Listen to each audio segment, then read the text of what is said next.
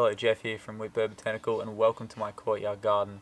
In this video I want to talk a little bit about the differences between store-bought compost and homemade compost, and the benefits that making compost at home can have not only for yourself but your garden. So, with that said, let's talk gardening. So this is one of my 3 beds that are identical in their make. They're essentially a really large plastic pot with wheels on them, make them easy to move around, and they've got drainage a little bit up the side as opposed to on the bottom. Now this is the one that's doing by far the best. I've got this big tomato plant here.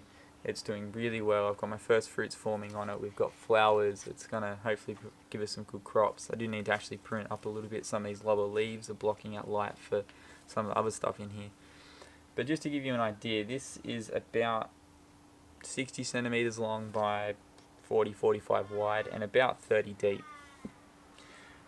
I've got a tomato, I've got this big basil, I've got a coriander over here which is taller than the tomato plant, I've got this big dill plant in the background, I've got another tomato which is self-seeded which I'm letting go, I've got thyme, I've got oregano, and I've got some loose leaf lettuces which I've been picking as I go.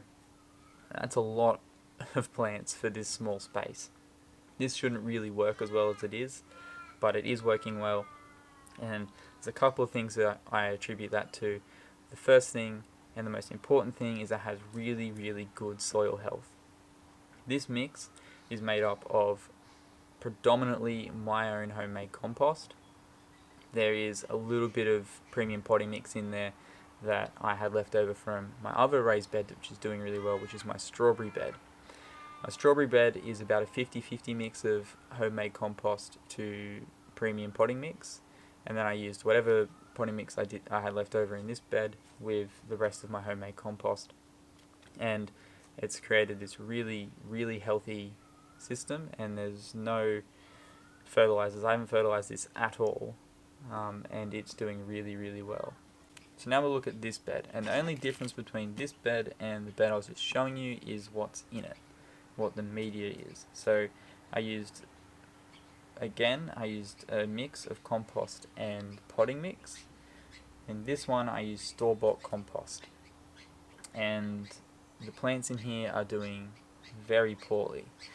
Now there is, just like there's a couple of contributors as to why the other bed's doing really well, there's a couple of contributors to why these plants are doing so poorly, but the main contributor is the poor soil health. The soil health in here is just not the same as it is in this other bed.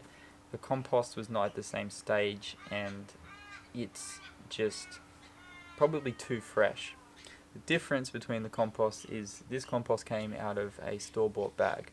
Now, it's not to say that store-bought compost is really bad stuff. It's actually quite good and quite useful, especially if you're trying to get some organic matter into some poor soil. It's a good, fast way to get that happening.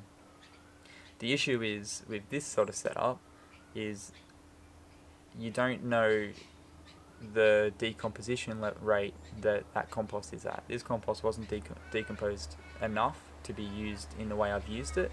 It's partly an error on my part. I should have recognized that and sort of let it sit for a little bit longer, a few more weeks or a month, let it get that decomposition down, but it's just getting too hot still.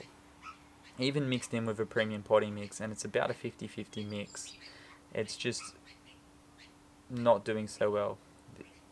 I think it's still getting too hot. I felt it. Today's alright because it's a bit of a cooler day, but we've had some really quite warm weather recently, and I think the soil is just getting too hot. The plants are really struggling with that.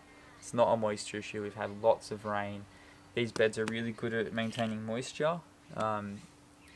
Possibly a little bit too much moisture for these beans, but I don't think that's the case because they do drain pretty well, and all my other plants are doing quite well. I know that a lot of the plants in the other bed are more moisture hungry than beans, but still there shouldn't be enough in here that it's causing that much damage in my opinion. So I hope you found this video informative and you learned a little bit about the different ways to use store-bought compost compared to homemade compost. Now, I'm not saying never use store-bought compost. I have used store-bought compost several times in the past to great success. The biggest takeaway for me from what's happened here is that with all the different areas where I've used this particular batch of compost in the ratio I would normally use, I've had the same effect. So biggest takeaway for me is to lower the compost ratio to good quality potting mix if you're using store-bought compost. If you're using homemade compost, you can use your own judgment based off what you know about the decomposition stage that's at. So I didn't recognize that this store-bought compost was as fresh as it was, so I used too high a ratio than what I should have.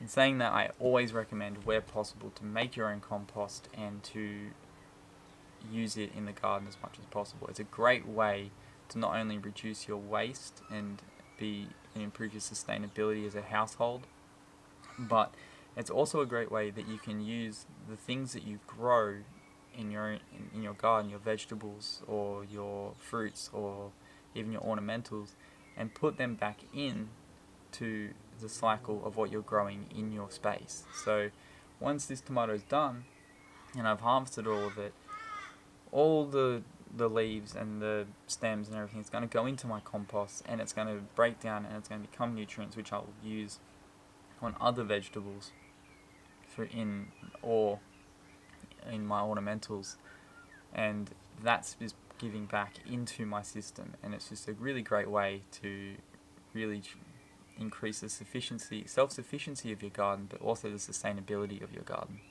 So that said, as always, thanks a lot for watching, and I'll see you in my next one. Bye for now.